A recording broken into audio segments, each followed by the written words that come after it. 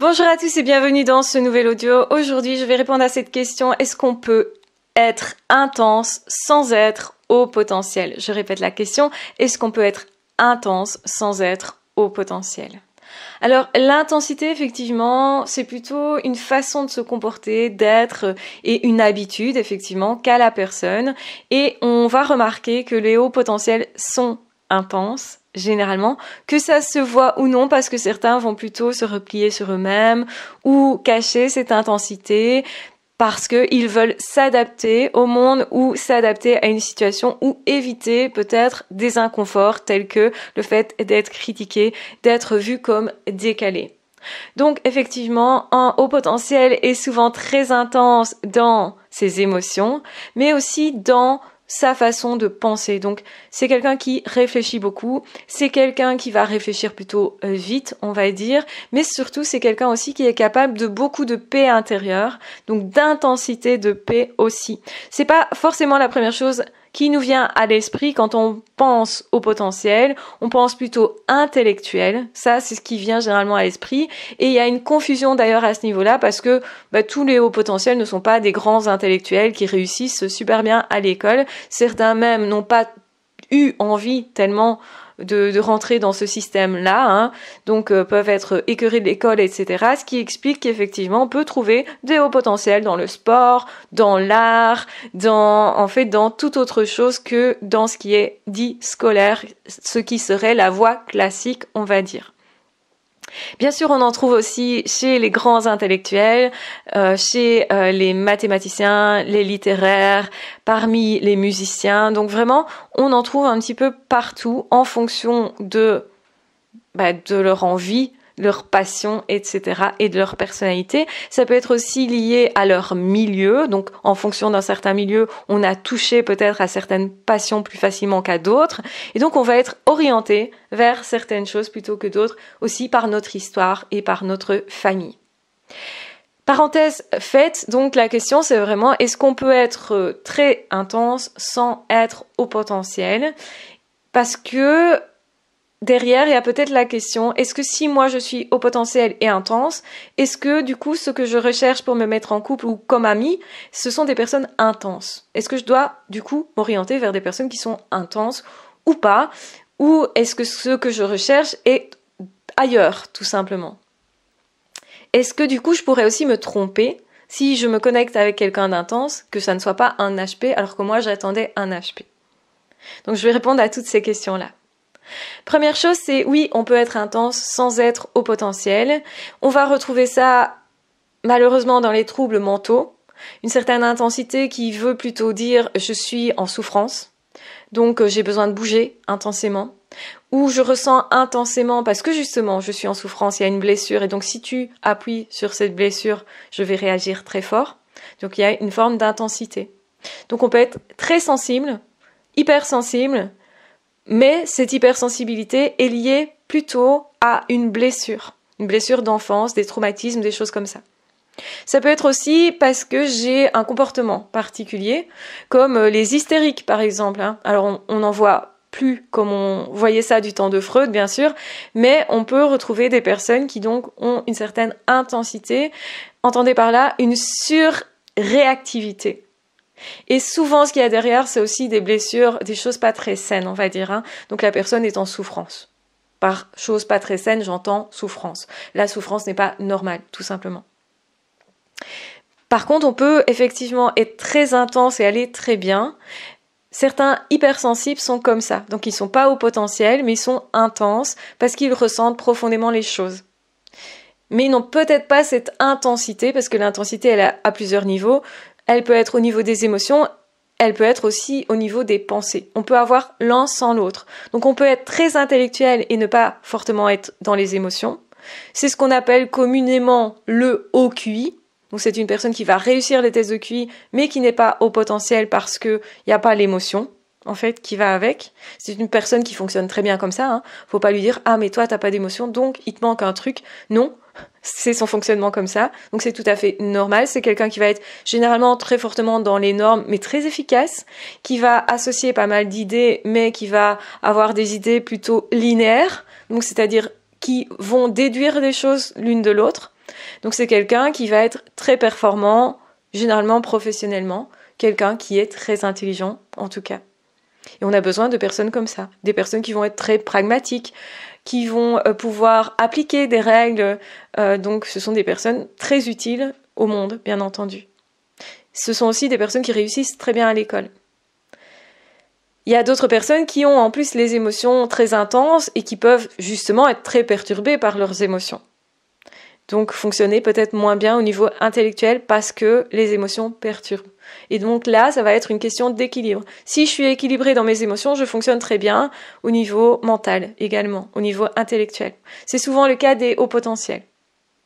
On peut être très intense que au niveau émotionnel et du coup, on va pas non plus dire à la personne hypersensible « Non mais attends, sois un peu plus intellectuel et associe plus vite tes idées, parce que ça ne va pas cette affaire. » Donc non, la personne, elle est hypersensible, elle fonctionne comme ça, et il y a beaucoup d'hypersensibles finalement dans la population.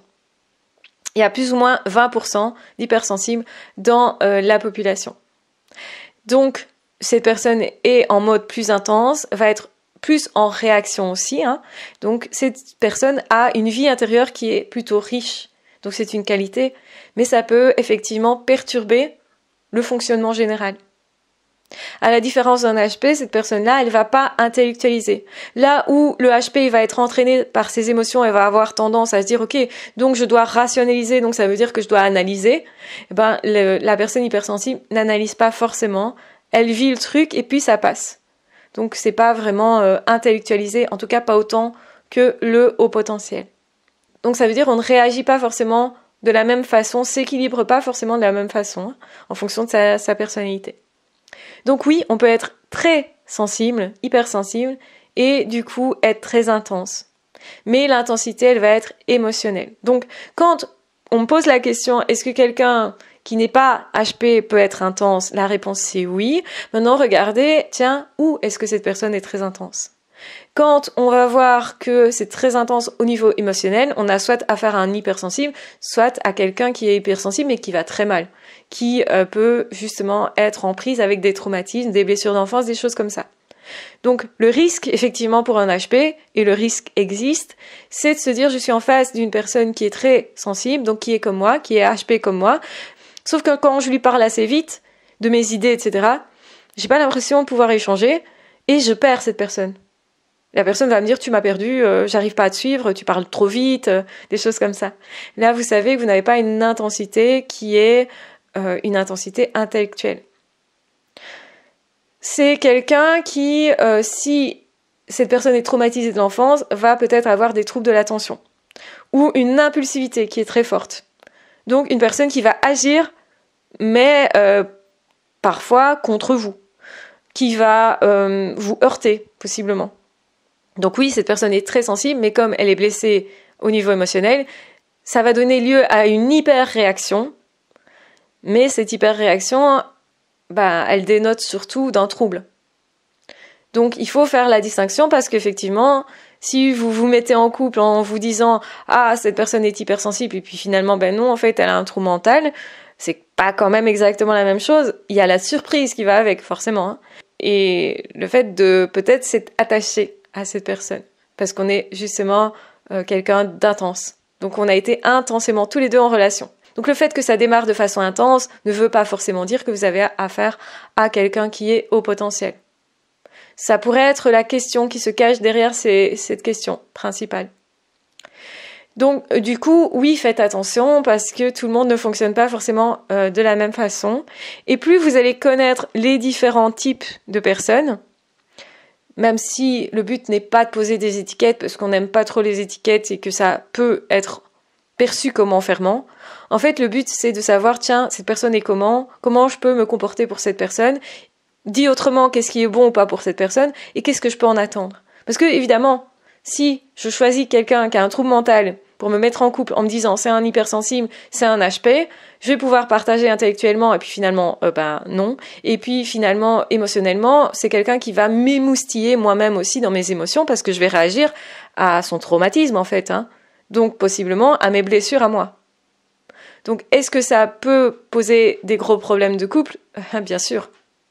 Surtout parce qu'on attend aussi quelque chose que l'autre ne peut pas nous apporter. On pourrait lui reprocher. Et c'est important, du coup, de se dire, bon, qu'est-ce que je recherche moi? Est-ce que cette personne, elle peut me l'apporter ou pas? Et qu'est-ce que je fais avec cette relation aussi, finalement? Ça peut être y mettre un terme parce que je me rends compte que c'est pas du tout ce que je recherche, ou ça peut être, tiens, je vais œuvrer différemment. Si c'est une personne qui est mon amie et je me dis cette personne elle est traumatisée de l'enfance, je vais quand même essayer de l'amener vers un thérapeute. Je vais quand même faire en sorte que cette personne, elle cherche elle-même à débloquer ça. Même si cette personne, finalement, ce que j'ai avec elle, c'est de l'intensité relationnelle et donc émotionnelle, mais je prends le risque que si cette personne se répare, parce que c'est mieux pour cette personne, parce que moi, être amie avec une personne veut dire que je dois faire en sorte de veiller à son bien-être à elle, ou à lui. Donc, ça veut dire que je prends le risque que à terme, cette amitié n'existe plus parce qu'il y aura plus d'intensité et que finalement, moi, c'est ce qui m'intéressait. Je prends le risque, en fait, que cette relation se disloque. Donc, c'est aussi peut-être se dire, voilà, cette personne, elle est tellement déstructurée au niveau émotionnel que moi, je suis obligée de me protéger de ça. Et donc, du coup, je préfère ne pas avoir de relation avec cette personne. Donc, couper les ponts, autrement dit. Pourquoi? Parce que cette personne, je vais être très sensible au fait de la voir souffrir, très sensible au fait justement que cette personne, peut-être elle veut pas se réparer, donc elle va rester dans la souffrance, ce qui va continuer moi de me faire souffrir. Et je peux pas accepter ça, par exemple. Donc ça veut dire que je dois lâcher prise et lâcher la personne du coup. C'est pas toujours simple. Mais ça permet effectivement de prendre des décisions qui soient adaptées, qui soient éclairées, plus exactement, plutôt que d'être dans un complet brouillard. Savoir quel type de personne existe dans le monde, c'est aussi se dire, ok, je sais ce que je peux attendre ou pas, du monde, des autres, etc. aussi. Et c'est pas parce que j'aurais rencontré quelqu'un qui avait une intensité, mais qui finalement a un trouble mental, que je vais me dire, non, mon intensité, elle va se connecter avec personne. Non, si je sais que je suis HP, je sais qu'il existe d'autres HP et que simplement, j'ai fait une erreur et j'ai appris de cette erreur qui est, voilà, il existe aussi d'autres personnes intenses et voilà, c'est aussi que pour le futur, je dois regarder est-ce que la future personne, qui est elle aussi peut-être intense, si ça m'intéresse d'avoir quelqu'un comme ça, est-ce que c'est une personne qui est plutôt fragilisée de son passé, traumatisée de son passé, ou plutôt une personne qui est comme moi, qui en fait est aussi intense dans une paix intérieure.